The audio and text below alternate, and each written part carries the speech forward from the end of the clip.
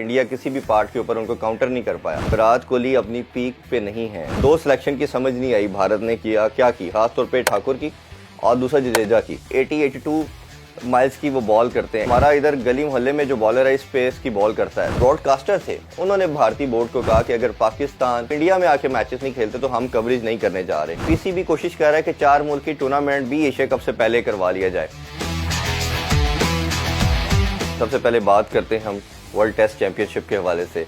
Final कल हुआ, हम सब ने देखा। ऑस्ट्रेलिया ने विक्ट्री हासिल की 209 रन से। ऑस्ट्रेलिया की अगर परफॉर्मेंस की बात करें तो डे फर्स्ट से जब टॉस इंडिया ने जीता और उसके बाद उनको बैटिंग दी, पहले सेशन से लेके लास्ट सेशन तक उन्होंने डोमिनेट किया। तो मेरा नहीं ख्याल कि पूरे टेस्ट मैच के अंदर किसी भी जगह पे ऑस्ट्रेलिया ने इंडिया को हावी होने दिया। अगर हम थोड़ी सी मिस्टेक की बात करें, दोनों टीमों में डिफरेंस क्या था। Obviously man of the match जो परफॉर्मेंस थी वो ट्रेविस हेड की थी।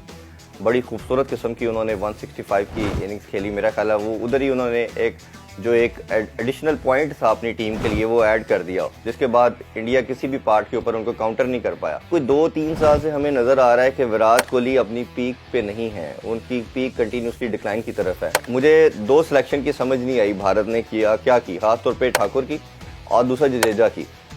ठाकुर का अगर पेस हम देखें तो अप्रॉक्सीमेटली हम देखते हैं कि 82 माइल्स की वो बॉल करते हैं। इतने कम नोच का तो हमारा इधर गली मोहल्ले में जो बॉलर है इस पेस की बॉल करता है। तो हमारे तो क्लब क्रिकेट के अंदर भी लड़के 85 प्लस के होते हैं। और अगर आप उसको ऑलराउंडर कंसीडर कर रहे थे तो मेरे ख्याल है उनके पास और बहुत सारी ऑप्शंस थी जिसको कंसीडर करना चाहिए था।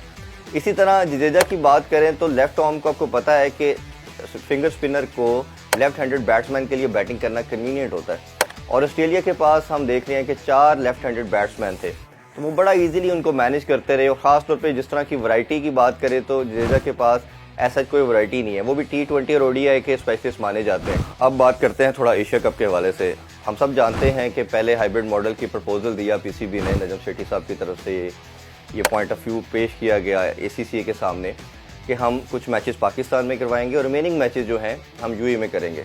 बट हमें कंटिन्यूसली जो भारतीय मीडिया की तरफ से न्यूज़ आ रही थी, क्योंकि आपको पता है भारत करता क्या है कि अपनी न्यूज़ को फ्लोट करता है मार्केट के अंदर और वो देखता है कि रिस्पांस कैसा आता है।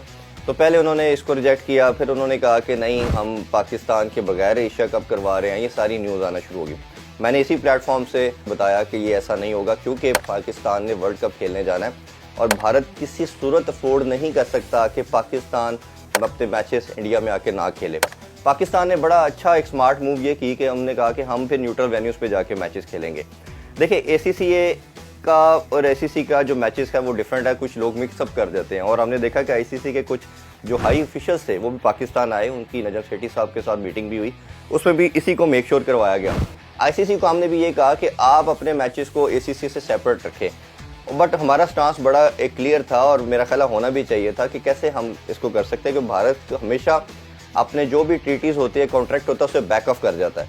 तो इसमें हमें ये आप श्योरिटी दें कि अगर हम ये न्यूट्रल वेन्यू वाला हाइब्रिड मॉडल जो है ये एक्सेप्ट करते हैं तो आप हमें श्योरिटी लेके दें कि हम अगर पाकिस्तान आके इंडिया खेलता है तो फिर आप 2025 की चैंपियन ट्रॉफी की हमें श्योरिटी भारत से लेके दें। जहाँ तक मेरे ज़राए हैं उन्होंने इस चीज़ को एश्योर करवाया, उन्होंने सिक्योरिटी को भी, मैयर को भी तमाम चेक किया, तमाम जगह का, तमाम सेफ सिटी का भी उन्होंने दौरा किया और उस एश्योरेंस के बाद उन्होंने आके इसको एक्सेप्ट किया।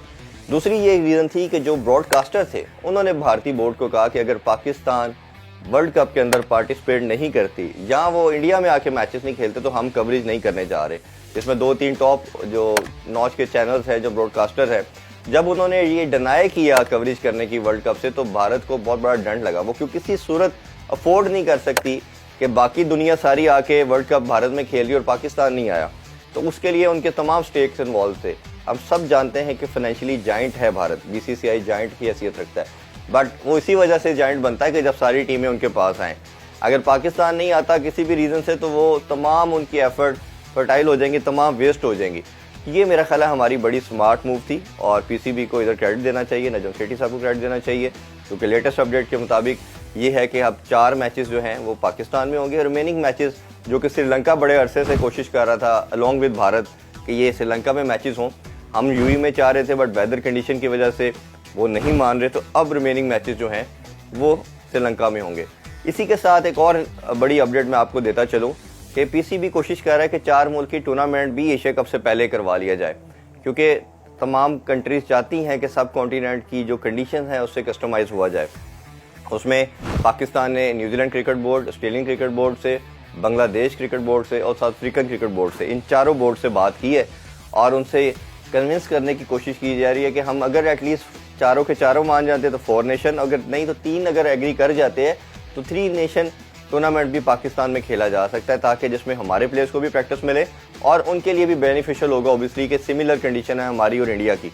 तो उस लिहाज से ये दोनों एक बड़ी डेवलपमेंट है और उम्मीद करते हैं अगर ट्राई नेशन या 4 नेशन अगर टूर्नामेंट होता है और उसके साथ बाद में एशिया कप होता है तो हमारे प्लेयर्स को ओडीआई की अच्छी खासी एक प्रैक्टिस मिल जाएगी और मेरा ख्याल है कि ये बहुत बेनिफिशियल होगा।